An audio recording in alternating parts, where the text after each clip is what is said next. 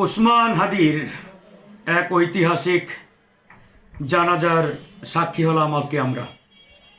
লক্ষ লক্ষ মানুষের উপস্থিতি এটাই এই বাংলাদেশকে বার্তা দেয় যে আগামীতে ওই ভারতীয় তাবেদারি, ওই ভিনদেশি আধিপত্যবাদের কাছে মাথা নত করা, নমনম করার রাজনীতি এই বাংলাদেশের জমিনে আর কখনোই চলবে না। হাদির আজকের এই ঐতিহাসিক জানাজার নামাজে লক্ষ লক্ষ মানুষ আবাবিল পাখির মতো এসে উপস্থিত হয়েছে। আমরা যখন জাতীয় সংসদ ভবনের সেই জানাজার নামাজে প্রধান উপদেষ্টার সাথে প্রবেশ করি, ডানে তাকালে লক্ষ লক্ষ মানুষ, বামে তাকাই যতদূর চোখ যায় মানুষ আর মানুষ, কোথাও তিল ধারণের কোনো ঠাঁই নেই, জায়গা নেই। এত মানুষের ভালোবাসা আজকে আমাদের মহান বিপ্লবী, আমাদের বন্ধু, আমাদের সহযোদ্ধা হাদি পেয়েছেন। ওসমান হাদি সংসদে যেতে চেয়েছিলেন, এমপি হয়ে সংসদে যেতে চেয়েছিলেন, মেম্বার অব দ্য পার্লামেন্ট, সংসদ সদস্য হয়ে পার্লামেন্টে যেতে চেয়েছিলেন, কিন্তু মহান আল্লাহ তাকে এমপি বানিয়ে সংসদে নিয়ে যান নাই।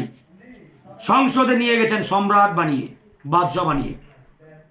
এই যে মহান আল্লাহর যে খেলা, মহান আল্লাহর যে পরিকল্পনা, অত্যন্ত সূক্ষ্ম পরিকল্পনা, যেটা কখনোই বান্দা হিসেবে আমাদের বোঝার ক্ষমতা, সক্ষমতা নেই। তবে আজকে হাদিকে আমরা ইতিমধ্যে কবরস্থ করেছি, কিন্তু হাদি বাহ্যিকভাবে হয়তো মৃত্যুবরণ করেছেন, কবরে শায়িত রয়েছেন, কিন্তু বাস্তবিক অর্থে হাদি এখনো জীবিত। এদেশের কোটি কোটি তরুণ যুবকের হৃদয়ে হাদি এখনো জীবিত রয়েছে। তার যে অসমাপ্ত কাজ, চেতনা, এটা ইনশাআল্লাহ আগামীর তরুণ প্রজন্ম সেটি বাস্তবায়ন করবে। আজকে তার জানাজার নামাজ এটাই স্পষ্টত বার্তা দেয়। আমার নিজ চোখে দেখা এত বড় জানাজা এই ঢাকা শহরে আমি কখনো দেখি নাই। এত বড় জানাজার নামাজ, এত মানুষের উপস্থিতি, পুরো সংসদ ভবন এলাকার চতুর্দিকে, রাস্তাঘাট, সব জায়গায় কানায় কানায় পরিপূর্ণ ছিল। হাদি কোনো রাজনৈতিক দলের বড় নেতা ছিল না, কোনো বড় সংগঠনেরও নেতা ছিল না। হাদি টকবগে এক যুবক, তরুণ, কিন্তু তার ভিতরে যে স্পিরিট, যে চেতনা, যে দেশপ্রেম, এটা বাংলাদেশের এই 54 বছরের কোন রাজনৈতিক দলের কোন নেতার এই চেতনা ছিল না। বিধায় সে কোন বড় প্রতিষ্ঠিত রাজনৈতিক দলের নেতা, এমপি, মন্ত্রী, প্রধানমন্ত্রী, প্রেসিডেন্ট না হওয়া সত্ত্বেও তার জানাজায় আজকে মিলিয়ন মানুষের উপস্থিতি, লক্ষ লক্ষ মানুষের উপস্থিতি। সুতরাং আমরা যারা এমপি মন্ত্রী হওয়ার জন্য পাগল হয়ে গেছি, যে কোনো মূল্যে এমপি হতে হবে, মন্ত্রী হতে হবে, প্রধানমন্ত্রী হতে হবে, তাদের জন্য আমাদের বন্ধু ওসমান হাদি এক উজ্জ্বল উদাহরণ। যে এমপি না হয়েও, মন্ত্রী না হয়েও, প্রেসিডেন্ট কিংবা প্রধানমন্ত্রী না হয়েও আপনি জনগণের হৃদয়ে প্রেসিডেন্টের চেয়েও জায়গা দখল করে নিতে পারেন। সেই উদাহরণ কিন্তু আজকে আমাদের বিপ্লবী ওসমান হাদি আমাদের চোখের সামনে দেখিয়ে দিয়েছেন। তো যাই হোক, ওসমান হাদি সব সময় একটা কথা বলতেন যে ধ্বংসাত্মক কোনো কর্মকাণ্ডের মাধ্যমে আপনি কোনো সভ্যতাকে, সংস্কৃতিকে বিনাশ করতে পারবেন না। আপনাকে ন্যারেটিভের বিরুদ্ধে শক্ত ন্যারেটিভ দাঁড় করাতে হবে। কালচারের বিরুদ্ধে দাঁড়িয়ে আপনাকে আরেক কালচার তৈরি করতে হবে, তবেই আপনি সফল কাম হবেন। আপনি যদি মনে করেন যে হামলা চালাবো, ভাঙচুর করব, এভাবে ধ্বংস হয়ে যাবে, নো। হাদি এজন্যই কালচারাল সেন্টার প্রতিষ্ঠা করেছিলেন। ওই ভারতীয় তাবেদারি যে বুদ্ধিজীবী শ্রেণী রয়েছে, ভারতের খাস গোলাম যারা রয়েছে, তাদের বিপরীতে একটা শক্ত নেগেটিভ সংস্কৃতি বিনির্মাণের জন্যই এই হাদি তৈরি করেছেন কালচারাল সেন্টার। এখন আমাদের দায়িত্বটা কি?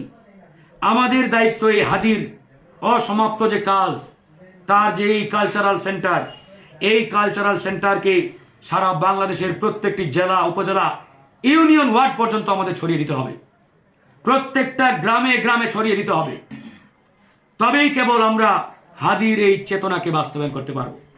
শুধু মুখ দিয়ে যতই হাদি হাদি বলেন লাভ হবে না, যদি না হাদি যা শুরুটা করে দিয়েছে এটার পরিসমাপ্তি আপনি ঘটাতে পারেন। হাদি হাদি করে তসবি জপবেন হবে না। হাদি যেটা বলেছে সেটা আমাদের বাস্তবায়ন করে ছাড়তে হবে। তবেই কেবল আমরা এই বাংলাদেশ থেকে আধিপত্যবাদকে উৎখাত করতে পারব, আধিপত্যবাদ মুক্ত এক বাংলাদেশ বিনির্মাণ করতে পারব। তো এই জায়গায় আমরা ইনশাআল্লাহ আমাদের যে চেষ্টা, যে সংগ্রাম, যে লড়াই, এটি আমরা চালিয়ে যাব, এটি আমাদের চলমান থাকবে ইনশাআল্লাহ। যাই হোক, আজকে আসলে স্মৃতিচারণ, হাদির জানাজায় অংশগ্রহণ করে আমরা কি দেখলাম। হাদির বড় ভাই যখন বক্তব্য দিচ্ছিলেন, সবাই আপনারা সেই বক্তব্য লাইভ দেখেছেন। একটা মানুষ বোধহয় সেখানে ছিল না যার চোখ দিয়ে পানি পড়ে নাই। যখন হাদির সেই 8 মাসের বাচ্চার কথা তিনি বারবার বলার চেষ্টা করছিলেন, প্রত্যেকের চোখ দিয়ে অঝোর ধারাই বৃষ্টির পানির মতো কিন্তু আপনার কান্না এবং চোখের জল কিন্তু পড়েছে। তো যাই হোক, আমরা আসলে আজকে জানাজায় অংশগ্রহণ করে শপথ নিয়েছি যে ওসমান হাদির যে অসমাপ্ত কাজ, যে অসমাপ্ত চেতনা, এটা ইনশাআল্লাহ আমাদেরকেই বাস্তবায়ন করতে হবে। আমাদেরকেই এটা আমাদের আগামীর প্রজন্মের মধ্যে ছড়িয়ে দিতে হবে। হাদিকে নিয়ে যাতে কেউ রাজনীতি করতে না পারে, হাদির চেতনাকে কেউ যাতে নির্দিষ্ট একটা গণ্ডির মধ্যে আবদ্ধ করতে না পারে, এটা আমাদের নিশ্চিত করতে হবে। হাদি কোনো দল, ব্যক্তি, গোষ্ঠীর না, হাদি আমাদের সবার। হাদি বাংলাদেশের, হাদি আধিপত্যবাদ বিরোধী জনগণের। এই একটা মাত্র স্লোগান আমাদের প্রত্যেকের হৃদয়ে আমাদেরকে ধারণ করতে হবে। হাদিকে কোনো গোষ্ঠীর মধ্যে কোনোভাবে আবদ্ধ করা যাবে না।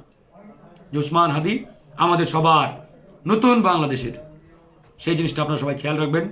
আল্লাহ হাফেজ। আসসালামু আলাইকুম রহমতুল্লাহ।